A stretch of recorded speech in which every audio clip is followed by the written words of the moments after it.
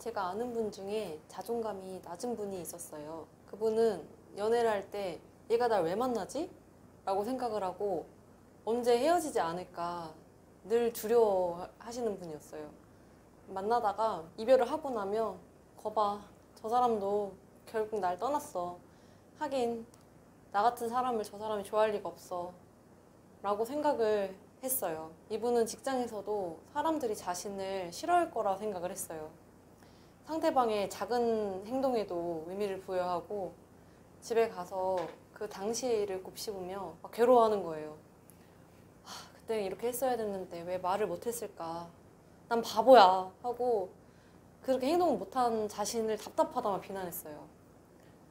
요즘 자존감이 낮아서 고민이신 분들이 정말 많은 것 같아요. 사실 저도 자존감이 고민인데 자존감을 올리고 싶다고 생각한다고 그게 잘 되던가요? 어렵죠. 저도 어려웠던 것 같아요. 책을 읽어보고 관련 유튜브 찾아보고 다 해봤는데 뭐가 문제인지는 그냥 알겠는데 막상 자존감은 높아지지 않더라고요. 저는 여기서 이론과 실천은 다르다는 걸 알게 되었습니다.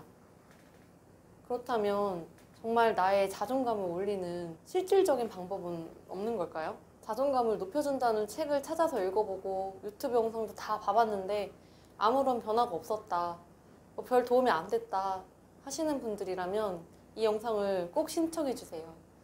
이 영상을 보면 실제로 자존감을 높이는 방법을 아실 수 있게 될 겁니다. 직장에서 이런 생각이 드는 거예요. 제가 회사에 모기가 있어서 모기약을 뿌렸거든요. 근데 모기약을 뿌리고 나서 제 앞에 앉아 계시던 여자 두 분이 제 앞에서 엄청 싫어하면서 얼굴을 찌푸리고 싫은 티를 탁 내시는 거예요. 근데 저는 그 모습이 마치 저에 대한 감정을 표현한 것 같아 기분이 좋지 않았던 기억이 있습니다. 저를 싫어하는 것 같았어요. 그게 저한테는 상처였거든요. 그래서 저는 전 직장에서도 누가 내 욕을 하고 다니진 않을까? 저 사람이 왜 아침부터 표정이 안 좋지? 나 때문인가?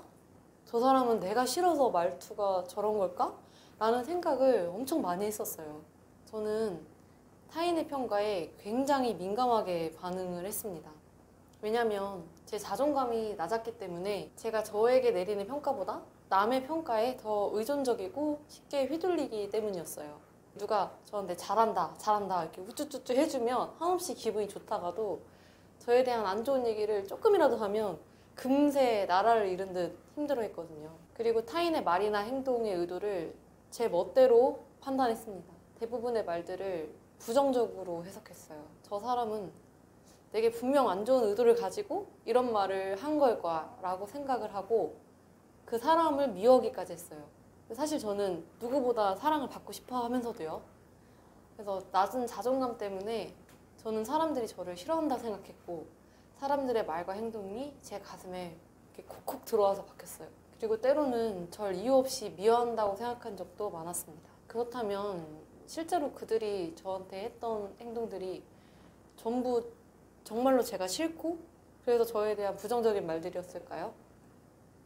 사실은 그렇지 않았죠.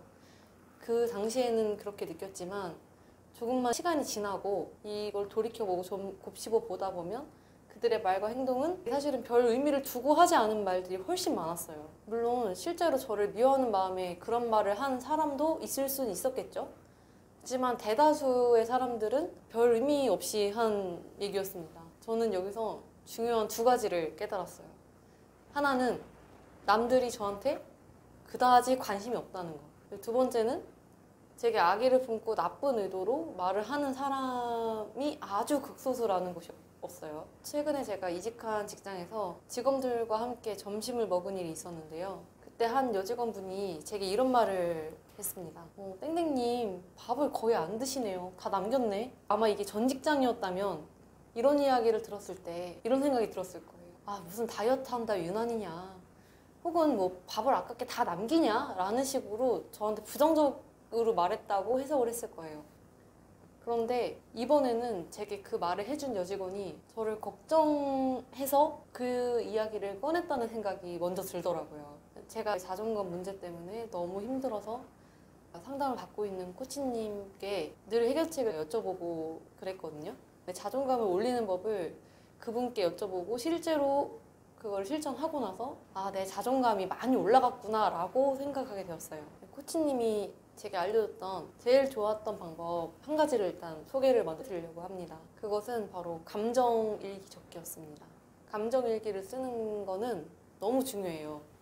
이게 왜 중요하냐면 상대방이 하는 말을 듣고 내가 기분이 별로였다면 과연 그 말이 정말 기분 나쁜 말인가? 아니면 내가 그렇게 판단하고 해석했기 때문인가? 이거를 객관적으로 판단할 수 있는 그런 힘을 기를 수 있는 도구인 것 같아요. 감정일기라는 게.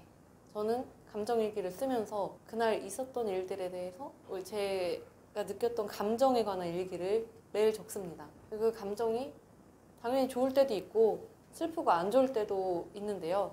나쁜 경우에 글을 적다 보면 대부분 사실을 보다 정확하게 직시할 수 있게 되더라고요. 한마디로 팩트 체크를 할 수 있는 거예요. 그래서 저는 감정일기를 적음으로써 누군가 나를 미워한다는 그런 부정적인 생각을 어느 정도는 떨쳐낼 수 있게 되었습니다. 제 두 번째 이야기인데요. 저는 어떻게 보실지 모르겠지만 외모 강박증이 굉장히 심각했습니다. 외모가 제 전부라고 생각했고 외모가 별로면 저를 아무도 좋아해주지 않을 거라고 생각을 했어요. 그래서 제가 화장을 안 한 날에는 외출? 이런 거 없어요. 사람 만나는 것도 아예 없었고 풀떼기만 먹으면서 극한의 다이어트를 한 적도 있습니다. 근데 이러한 노력에도 불구하고 저는 거울에 비친 제 모습이 만족스럽다고 생각해 본 적이 거의 없는 것 같아요. 다른 여자 연예인이나 예쁜 사람들과 저를 자꾸 비교하면서 그러다 보니 나는 이쁘지 않아 라고 생각하고 항상 초라하게 느껴졌었거든요, 제 자신이. 그래서 저는 연애를 할 때마다 이 문제가 항상 있었어요. 제가 사귀던 남자친구가 제게 예쁘다고 말을 해줘도 속으로는 거짓말 아니야? 하고 믿지 않았어요. 그리고 외모가 예쁘지 않으면 절 결국엔 떠날 거라 생각했기 때문에 만나면서도 늘 불안해했습니다. 그리고 결국엔 진짜 이별로 이어졌거든요, 이게.